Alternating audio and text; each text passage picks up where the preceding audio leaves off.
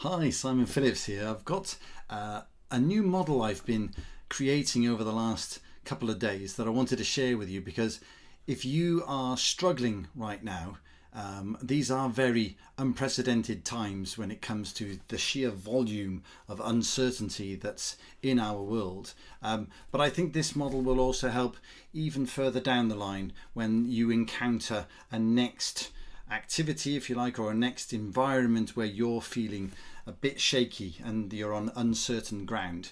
So let's get started.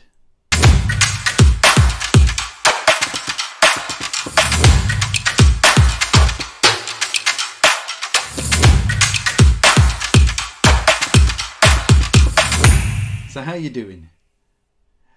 Almost a bit of an insignificant question, isn't it? How are you doing?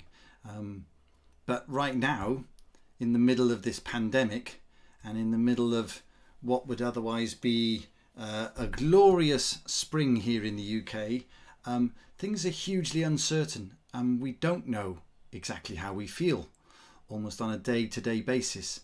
And that's what I wanted to talk to you about today. So I've got a model I've been developing that just sort of explores how we can behave at this time to ensure that we come out of this uncertainty in good shape. Because the reality is we don't know for certain exactly what's going to happen. We don't know what's going to happen to us. We don't know what's going to happen to our families, to our communities, to our nations, to our organizations. Everything is up in the air, and we're going through not just one but multiple changes. So there's changes to the way that we interact with people. How long will they last? There's changes to the way we work. How quickly have organizations deployed all of this virtual technology enabling us to work from home? How much of that are they going to keep? How much are they going to say, well, actually, we do need to get back face to face and continue some of those activities? What's the volume changing going on politically? How will our political leaders survive this process?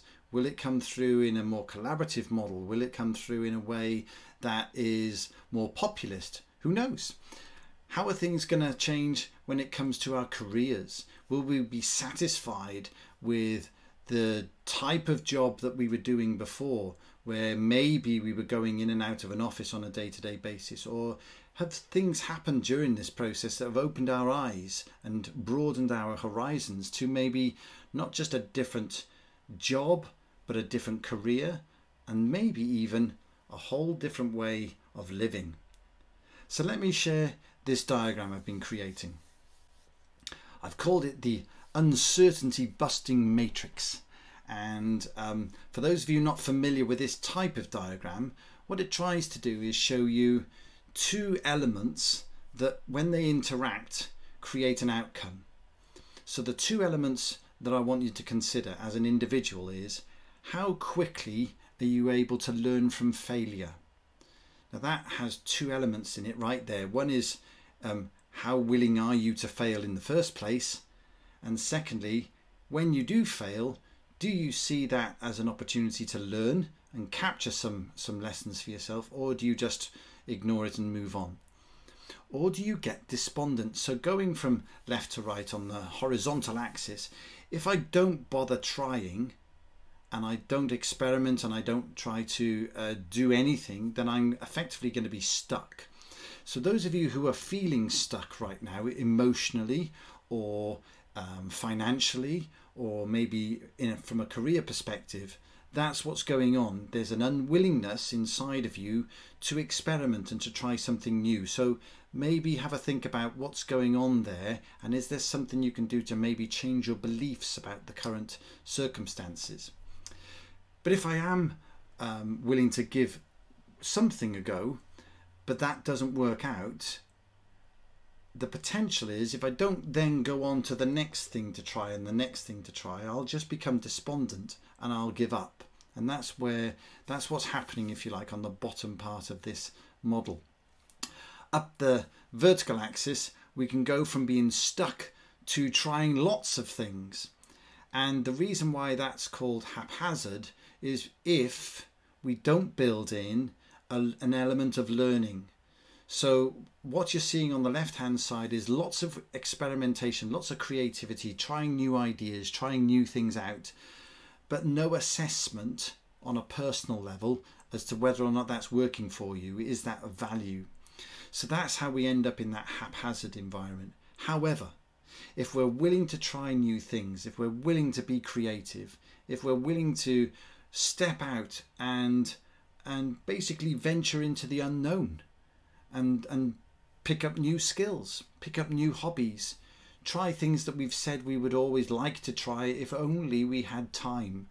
When I'm running my time management workshops, one of the biggest complaints we have from people before we even get started is, I haven't got time. So if you're one of the people who has a habit of saying that, you actually have been gifted time right now.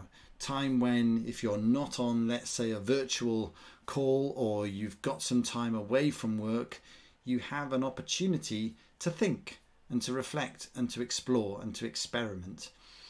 If you're willing to experiment and you're willing to capture the lessons from those experiments, then you can emerge as a champion from this period. The same is true at any point in the future when you're facing uncertainty. The key is to ask yourself, are you stuck? Have you been responding to this uncertainty in a way that effectively is withdrawing and taking yourself away from the opportunities? And if so, give yourself a bit of a talking to and say, I need to get out there. I need to try some new things. And then I need to learn. And if you can do those, you can actually break through any level of uncertainty and emerge at the other end as a new you, maybe with a new career, a new job, or maybe a refreshed attitude towards your existing job. And that's been a big topic of conversation with some of my coaching clients recently, is how the whole lockdown and the response that's happened across nations to this pandemic on a micro level in terms of their own perspectives, they've heightened their appreciation for their current circumstances. They've recognized that that job that maybe they've been moaning about for the last 5-10 years comes with it a whole load of benefits. Maybe it's the camaraderie, maybe it's the interaction with different stakeholders, maybe it's the sense of fulfillment when they come home at the end of the day having supported and helped or managed and led people in their organizations. So whatever it is for you, whether it's thinking differently about your existing jobs and your existing activities and experimenting not just with doing things differently, but experimenting with thinking about things differently, both of those are valid options at this time. So have a think about that. Think about how can you embrace the opportunity right now? What can you do on a day-to-day basis? Take advantage of this time, this opportunity to reflect and experiment and anticipate where you'd like to be. So there's always that gap, isn't there, between where we'd like to be and where we feel we are today.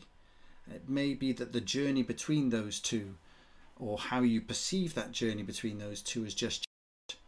So give yourself that opportunity, give yourself this gift of time and use it productively to work yourself out of this real, terrible challenge that we're faced with right now. So until next time, stay healthy, keep smiling, and I'll see you again.